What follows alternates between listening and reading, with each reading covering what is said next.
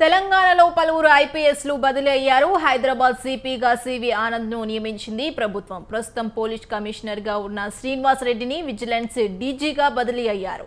ACB డీజీగా Vijay కుమార్ను నియమిస్తూ ప్రభుత్వం ఉత్తర్వులు జారీ చేసింది.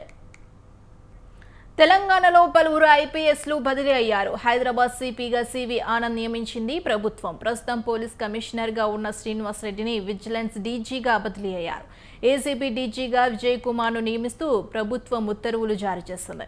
ఇక ఇదే అంశంపై మరింత సమాచారం మా కరెస్పాండెంట్ పవన్ ఫోన్ ద్వారా అందిస్తారు. పవన్, చెప్పండి.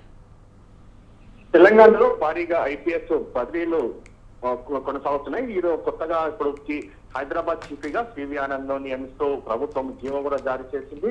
అయితే గతంలో ఏసీపీ డీజీగా ఉన్న సివి ఆనంద్ హైదరాబాద్ సిపిగా బదిలీ చేసింది. ఇప్పుడు కొత్తకోట శ్రీనివాస్ రెడ్డి హైదరాబాద్ సిపిగా ఉన్న కొత్తకోట శ్రీనివాస్ రెడ్డిని విజిలెన్స్ సంబంధించిన విభాగాన్ని కూడా బదిలీ చేస్తూ ఉత్తర్వులు కూడా జారీ చేసింది. మరోవైపు విజయ్ కుమార్ ని ఏసీబీ డీజీగా నియమిస్తూ ఉత్తర్వులు కూడా జారీ చేసింది. మొత్తానికి చూస్తే తెలంగాణ ప్రభుత్వం ఏర్పడ్డ తర్వాత ఐపీఎస్ బదిలీలో ఇది రెండోసారి కూడా మనం అనుకోవచ్చు. ఎందుకంటే ఇంత పెద్ద మొత్తంలో ఐపీఎస్ బదిలీలు ఈ రోజు ఒకసారిగా కొనసాగుతున్నాయి. అయితే మరోవైపు చూస్తే కొత్తకోట శ్రీనివాస్ రెడ్డి తెలంగాణ ఏర్పడిన తర్వాత మొట్టమొదటిసారిగా హైదరాబాద్ సిపిగా నియమించిన నేపథ్యంలో చాలా ల్యాండ్ ఆర్డర్ చాలా పకడ్బందీగా, అంతేకాకుండా ఎక్కడ కూడా శాంతి భద్రతలకు అఘాతం కాకుండా చాలా విధుల పట్ల కూడా బాగా నిర్వహిస్తారని చెప్పి కూడా మంచి పేరుంది. చాలా ఆనెస్ట్ ఆఫీసర్ గా అని చెప్పి కూడా పేరుంది.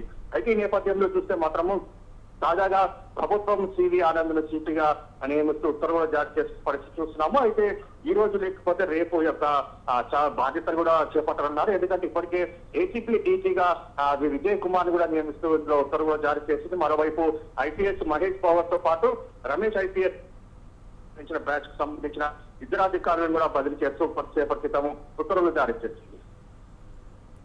Right, thank you Pawan.